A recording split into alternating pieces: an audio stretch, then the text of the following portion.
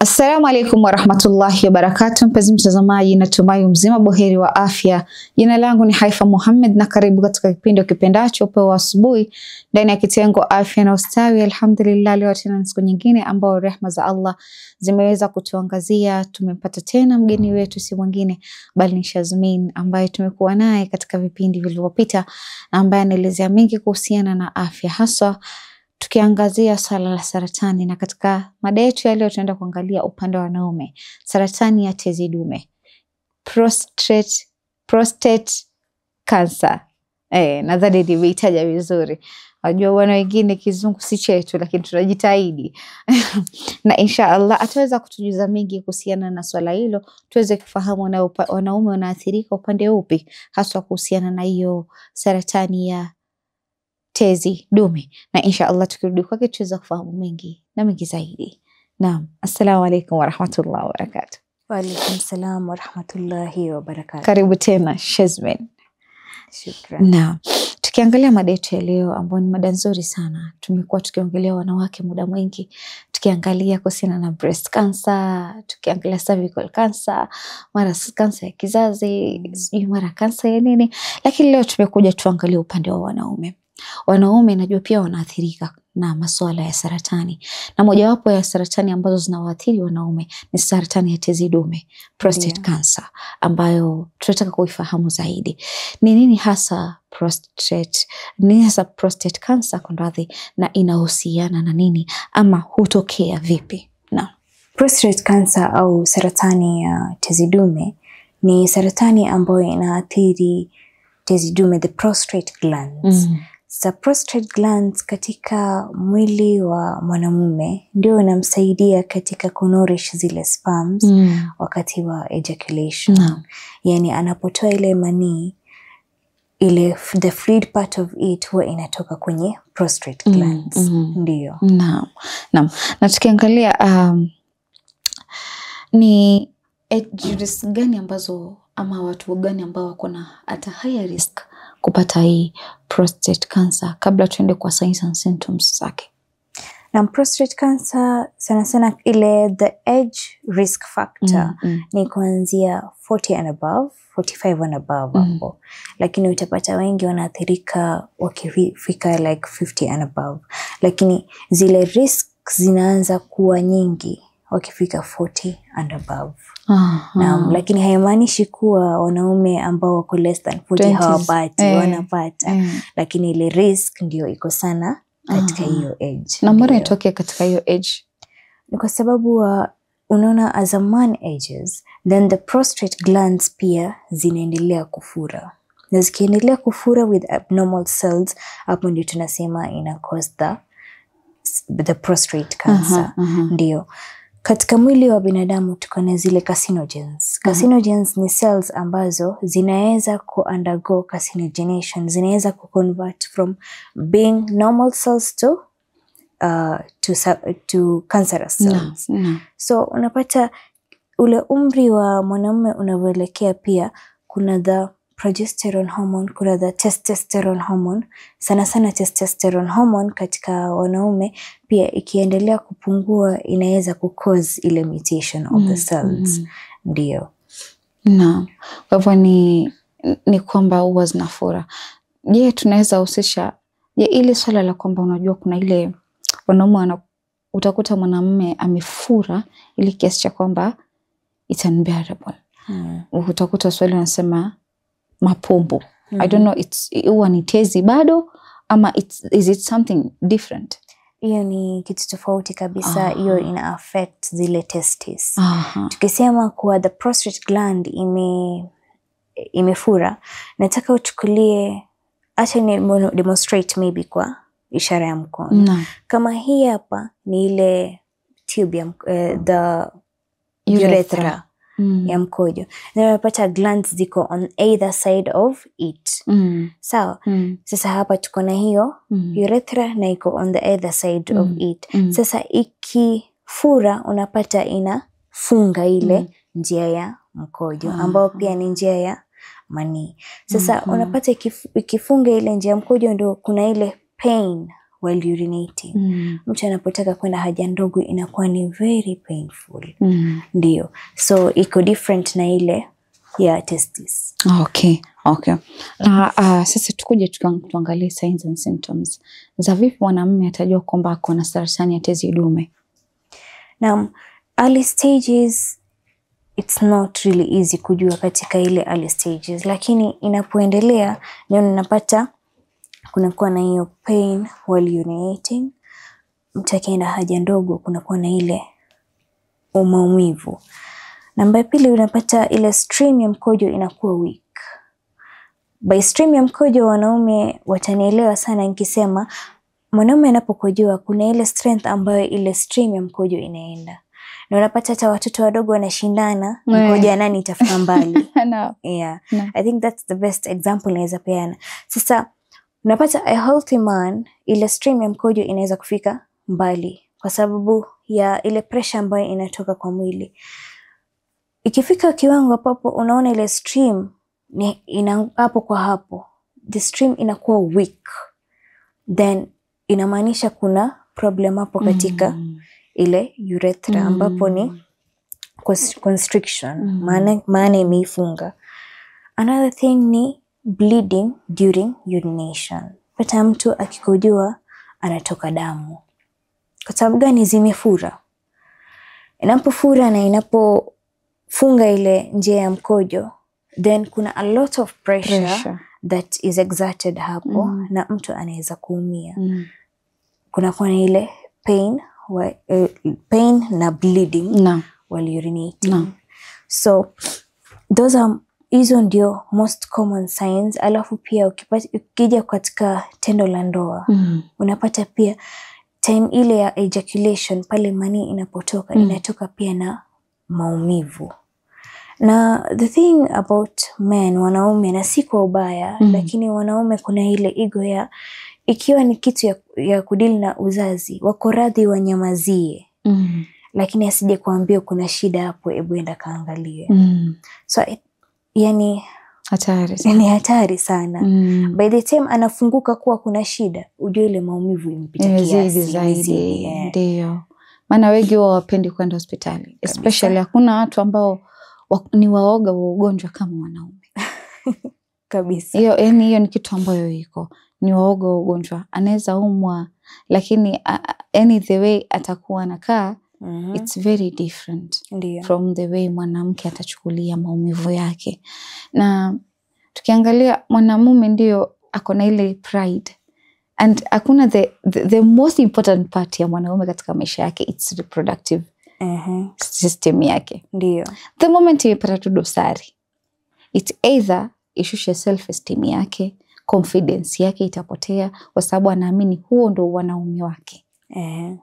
Na ufikia mahali like ndo wengi ukiwaambia nenda ukatest kitu fulani, hata ikifikia ni masuala ya uzazi, labda mwanamume yeye ndo ako na ile infertility, ako na ile ugumba, ndio utakuta wengi wanaofia sana kwenda hospitali kwenda kuwa tested. Na majority ime happen katika familia nyingi kwamba analaumiwa mwanamke, lakini unakuta mwanamke hana tatizo, ni nani? Ni mwanamume. In fact, in the longest time ikifika masuala ya uzazi, watu mambo mengi inalemea wanawake. Na unapata some of the issues iko kwa wanaume. Kutoka kwa uzazi, fertility, kutoka kwa gender ya mtoto. Unajua gender ya mtoto ni mwanamume ndio anadetermine. Yeah, true. Ni mwanamume ndio anadetermine, lakini mwanamke ndio atambia nini? Kazi ni kuzaa watoto wa kike tu. Ama kazi ni kuzaa watoto wa kiume tu. Exactly. Atambia why you not trying enough? Sijui jaribu hii. Wakati mwanamume ndio amebeba. Mwanamke anapokea. Another thing, as the man ages, pia ile sperm quality ina decrease. Lakini unapata watu wengi wanalemea wanawake like wewe ukizeeka umezeeka, but the thing is the ovary and the ovaries, zile egg ya mwanamke inabaki in its health hata mpaka afike menopause. Lakini kwa mwanamume ina deteriorate the quality of the sperm. Ndio unapata mtu akifika past 50 alafu jaribu kupata watoto na he's not living a healthy lifestyle kama mwanamume. It's very easy apate watoto wenye wako na Turner's syndrome, wenye wako na Down syndrome. Na we are very quick kujudge, huyu mwanamke vipi? Lakini that's the truth of the matter. It's very very important for men to screen. Trust me, the way utakuta mwanamume akibrag like, okay, mimi am allowed hata ikifika miaka 45, wewe unafika menopause, mimi sifiki menopause. But not knowing upande wake pia iko na effect, kwa sababu ina quality yenye ilikuwa in 20s zake, sio qualities ambazo zitakuwa in 40s. There are different qualities of sperms ambazo zina vary. Especially kama lifestyle yake haiko up to yani pia exercising, eating healthy, maybe ana smoke. Unajua tukisema sigara wanadhani like ni leisure kwao. It's not leisure. Leisure ni luxury kwao, like kuvuta, kukunywa pombe, not knowing mwenyewe pia inakuathiri the way utafanya kazi. Inakuathiri reproductive system yako. But they don't, wewe ongea tu uone. Wewe sema usikie. Mnatukataza hii mambo ya wanaume. There is a post niliona na nilikuwa nasema smoking affects a man's lungs, but it affects a woman's dignity. Is it that women don't have lungs or men don't have dignity? That's a takeaway. Too. And then tukiangalia swala lingine ni kwamba, how does prostate cancer differ from other types of cancer in men? Kwa sababu naamini pia wako na cancer. Utakuja kuna cancer ya koo, kuna cancer ya lungs, especially concerning the smoking parts. Je, ina utofauti gani? Cancer ya prostate kwa mwanaume ina utofauti mwanzo katika zile stages kupata ile signs. As I said, it's very hard kupata signs pale mwanzo. Alafu pia ina utofauti pia kwa vile anavyoichukulia. Unapata it's very easy for a man akiumwa na tumbo mara kadhaa, mara ya kwanza, mara ya pili, mara ya tatu, it's very easy for him aende akaangaliwe tumbo. It's very easy for him aende akaangaliwe koo, sikio, jino. Lakini ikifika sasa kwa male reproductive system, ako like, kwani mimi nina shida, mbona niangaliwe? Niangaliwe nina tatizo gani? Mimi ni rijal. You get it? So, tuko na hiyo shida ya perspective first. Second, signs. Sign inajitokeza very late. Sign inaweza resemble signs za infection. Manaki pia mwanaume anapokuwa na infection ya urinary tract infection, UTIs, ambao pia huwa unapata zile signs pia zinajitokeza late. Alafu pia zile signs ina mimic. Inakuwa ni almost similar to hizi signs ambazo tunaziangalia katika saratani. The only difference is maybe sasa the severity, how severe it is. Is it imepita muda fulani bado inaendelea. Hii pain si ya kawaida, ndio hapo anashtuka. Baada isha kuwa severe. Like kumbe hii si infection ya kawaida. Nimekuwa nikichukua madawa kumbe si ya kawaida. Challenge nyingine ni ile testing ya prostate cancer iko mara 2. But the most common one ni ile ya kuangalia through the rectum. So unapata mwanamume anasema, mimi niende nikaangaliwa na daktari through the rectum. Hapana. Hapana, haiwezekani. Mr. Shiko.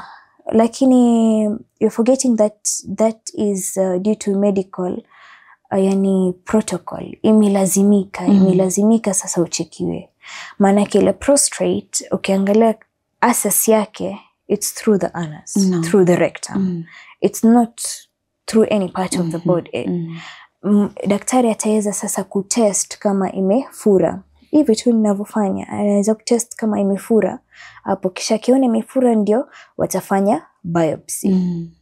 Biopsy inaweza tolewa, yani some of the cells zinatolewa. Sasa mtu akishaona like kuna blood test ndio, lakini the other alternative test ni ile amesifanyi.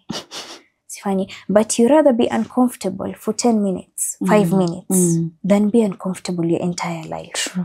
Maanake kila unapongoja inazidi kukua, inazidi kuwa much stages zinaongezeka. Yeah. So that is also a challenge. Kumwambia mwanamume you need to be tested. Alafu asikie one of the tests ni a rectal examination. Then yes. Inakuwa challenge. True. Kwa sababu yani hiyo ndo pride yao. Yes. Honest pride yao.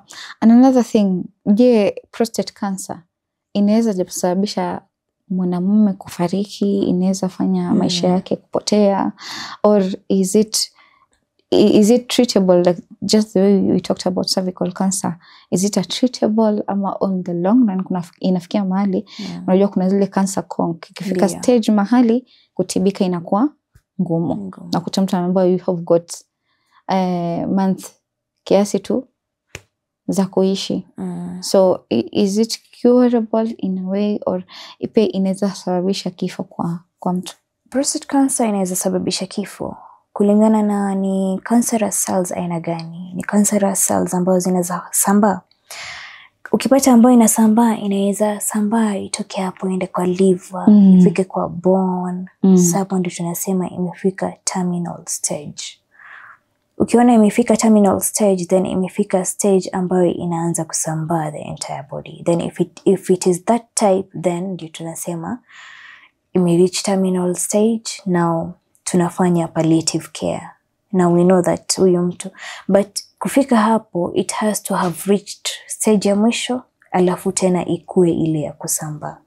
Ndio. Asante sana Shazmin. Acha chukua mapumziko, tukirudi na tutaweza kuendelea zaidi na kufahamu mengi zaidi. Shukrani sana. Kurudi kwako mpenzi mtazamaji, natumai katika awamu ya kwanza tukiwa na Shazmin ndani ya studio zetu umeweza kufahamu mengi ambayo anaweza kuiangazia. Binafsi na furahi zaidi anavyoelezea. Ni muhimu sana pia wanaume kufahamu afya zao.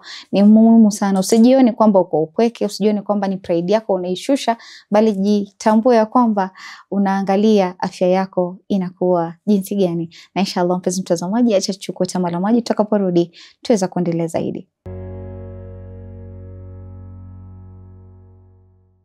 Assalamu alaikum warahmatullahi wabarakatuh. Mpenzi mtazamaji, karibu tena katika awamu ya pili ya kipindi kipendacho Upeo Asubuhi ndani ya kitengo afya na ustawi. Alhamdulillah tunazidi kuelimika naye mwanasaikolojia wetu na ambaye pia ni cancer awareness person, ambaye anajitahidi sana kuhakikisha kwamba anaelimisha watu, anaelimisha jamii kuhusiana na swala zima la saratani na pia kuhusiana na mental health kiujumla. Kwa sababu mwisho wa siku tukiangalia, wewe ni binadamu, kuna mengi ambayo unapitia, kuna maradhi mengi siku hizi, yani kila aina ya maradhi. Ukifanya hivi kila kukicha kuna maradhi mpya imetoka, fanya hivi maradhi mpya imetoka. Hakuna lojua kama mwaka 2020 tulikuwa na corona, lakini ndio kama hivyo wanakuambia maradhi huja, virusi kila siku yanazidi kujengeka. Na insha Allah tukirudi kwa Shazmin tutaweza kufahamu mengi na mengi zaidi ambao amezidi kutuandalia. Shukrani sana.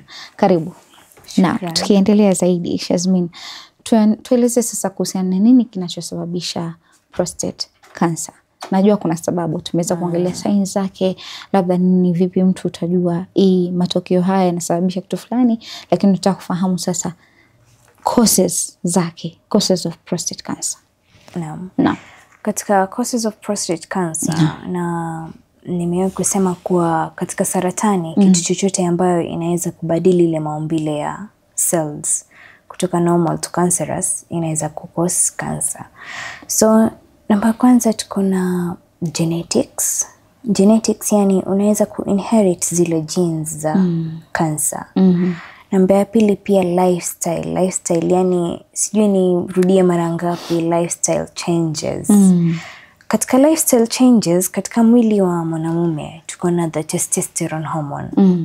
Kitu ambayo itafanya ile testosterone ishuke au ipande kupita zaidi, ikose ile imbalance, then inaweza kukose hizi cells mutate, kubadili umbo lake na kuwa cancerous. So unapata ile lack of physical exercise, mtu hafanyi exercise, exposure to radiation. Sasa mwanamume anaweza vipi ku reduce ile exposure to radiation? Radiation mwanzo anaipata vipi? Mwanzo simu.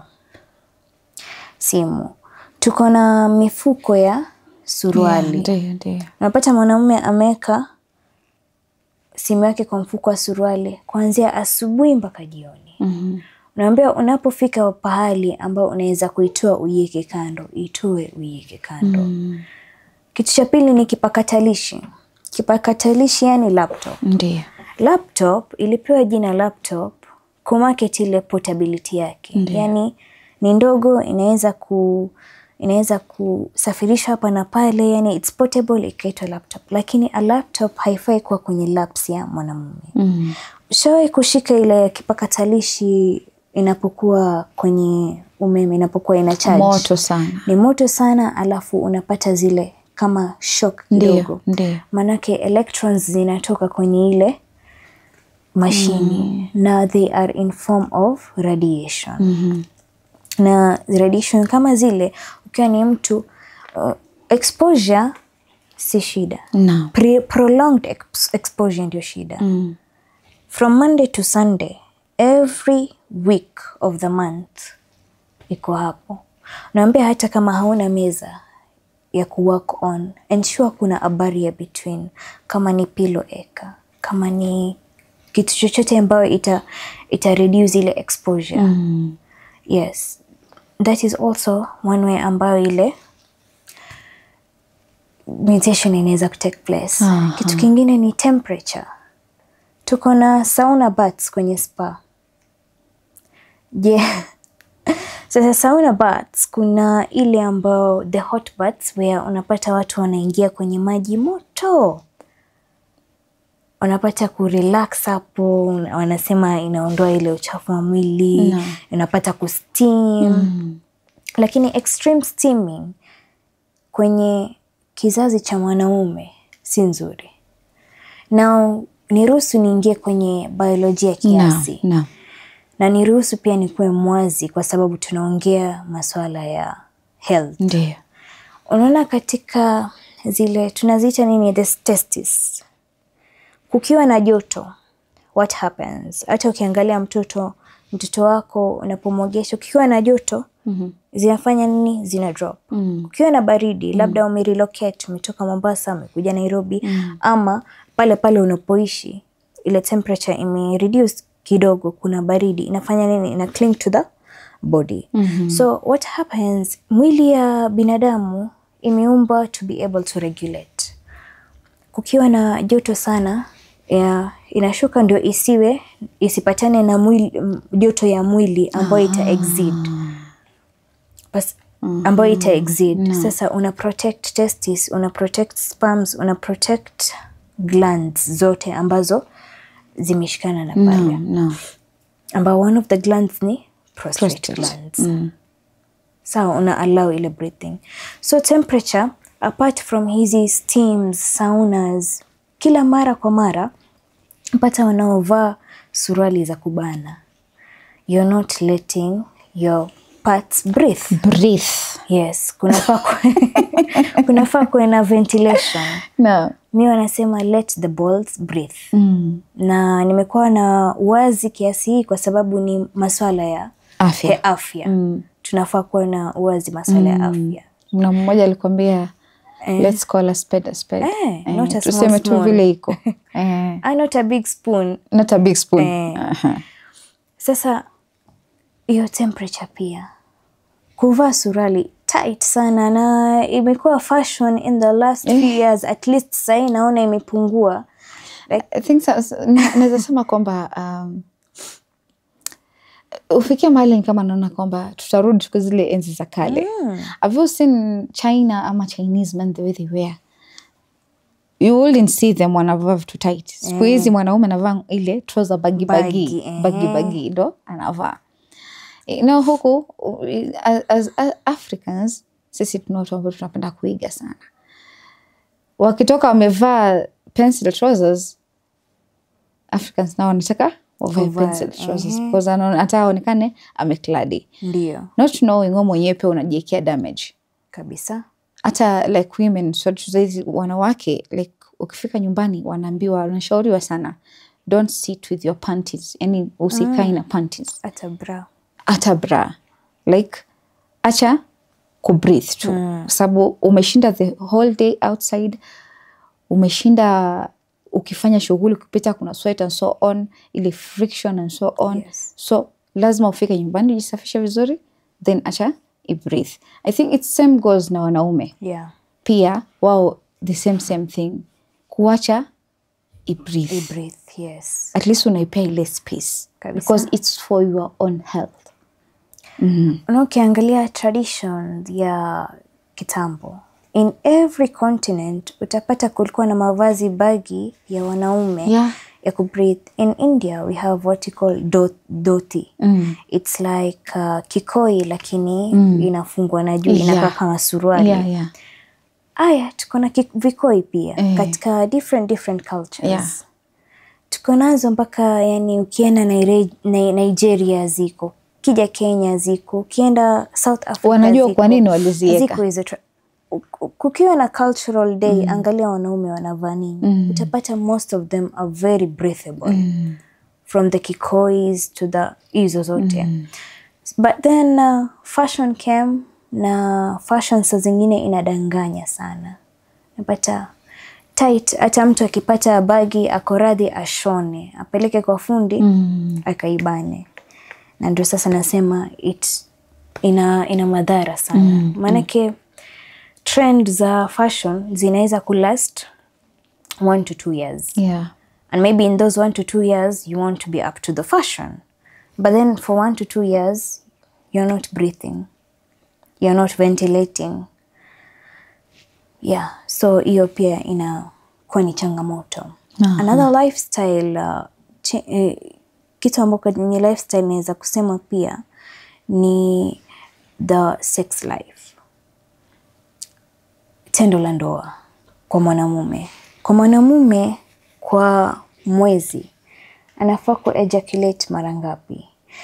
It's 18 to 21 times, not days, times. 18 to 21 times hapo. Na this statistic, hii nambari niliwahi kupewa na a prostate cancer survivor. Mwenye pia ilikuwa recommended katika treatment yake na pia prevention yake. Unapata as a man ages, the number of ejaculation pia it matters. Unaambiwa isizidi kiwango na pia pungue kiwango. Yes, so ejaculation pia matters a lot. Ndio unaambiwa pia masturbation iko na changamoto yake. Changamoto ya kwanza ni ukiwa addicted, what are you doing? Una overdo ile. So as you are overdoing, you are overworking the prostate glands, you are overworking another gland called the corpus gland. You are also, izile quality pia ya sperms inapungua. Tukija kwa now the overall health, all these glands